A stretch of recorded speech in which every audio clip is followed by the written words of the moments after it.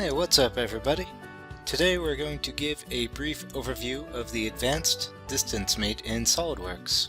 The Advanced Distance Mate will add a limiting distance between components by allowing you to specify a maximum and minimum distance between the component faces, edges, or planes. This is different from a standard distance mate, which, as I showed in a previous video, will lock two parallel faces, edges, or planes to a specific distance from one another. Here we have a robotic arm model that I featured in a few of our other videos.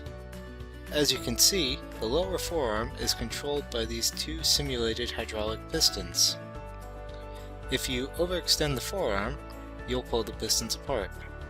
To fix this, we need to add a limiting mate to keep the piston rod inside its barrel. First, let's change the transparency of the barrel to enable us to select the piston end face.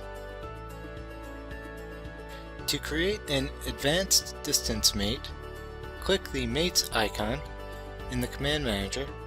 In the Feature Manager tree, expand the Advanced Mates tab and select the Distance Mate icon.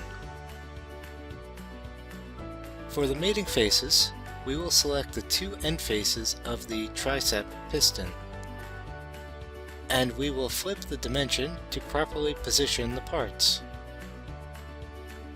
We can then enter a max and min value for the mate. Let's leave the min at 1 inch and set the max to 2.75 inches.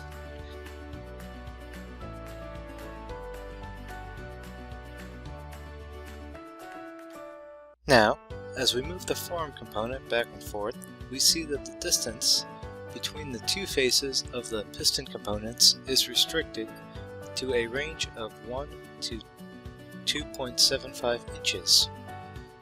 This has been a quick overview of the Advanced Distance Mate in SolidWorks. If you enjoyed this video, please be sure to hit the like button and subscribe to get notifications about future videos.